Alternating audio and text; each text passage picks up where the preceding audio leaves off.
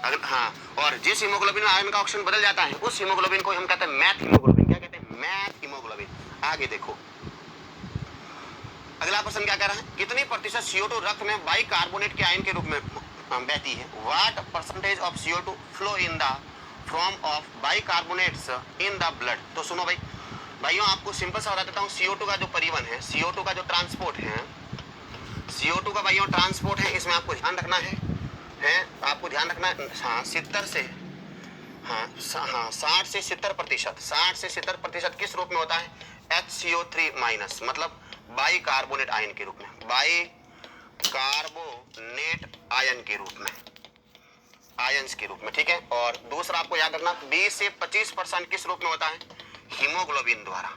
और फिर आपको ध्यान रखना है 5 से 7% CO2 का परिवहन किस रूप में होता है? प्लाज्मा द्वारा, प्लाज्मा द्वारा। सुनना भाइयों, CO2 के परिवहन की बातें करोगे 60 से 70% CO2 का परिवहन बाइकार्बोनेट आयंस के रूप में, 20 से 25% हीमोग्लोबिन के रूप में, 5 से 7% प्लाज्मा के रूप में। तो भाइयों किसके बारे में पूछा है? बाइकार्बोनेट के रूप में 70 लिख लो, ठीक है। अब 70 नहीं होता या 65 होता तो भी सही होता, 60 होता तो भी सही होता, 67 होता तो भी सही होता, 69 होता तो भी सही होता, मतलब आपको मालूम होना चाहिए। चलो भाई क्या कह रहा भाइयों, जब रक्त में CO2 का सांद्रता बढ़ जाती है तब सांस लेना।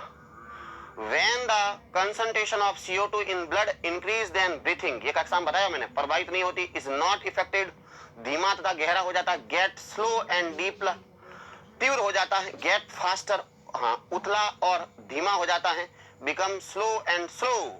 भाई इधर देखो भाइयों, आप लोगों को दो चीजें ध्यान रखनी है। क्या ध्यान रखनी है? आपका जो ब्लड है कि नहीं है, इस ब्लड के अंदर एक तो H+ आयन की मात्रा अधिक हो, H+ आयन क्या हो? अधिक हो। और साथ में जब ब्लड में CO2 का स्तर, CO2 का जो स्तर है वो भी क्या हो जाए? अधिक हो जाए।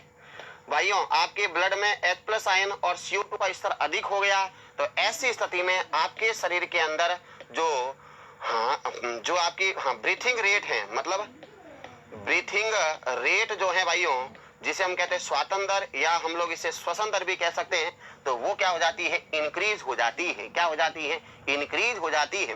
तो भाई क्या होगा? Get faster. Very good C कहने वाले Kaushal Meena ji, very good. S के धौलपुर वालों जय हो, आगे बढ़ो।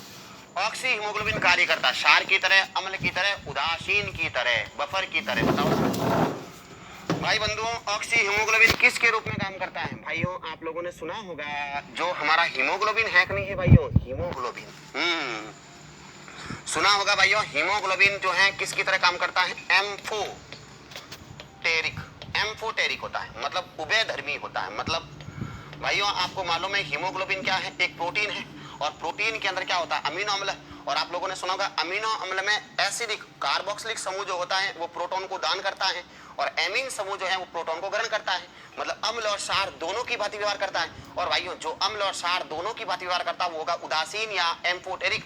तो भाइयों इसे हम उभयधर्मी कह सकते हैं। क्या कह सकते हैं? उभयधर्मी।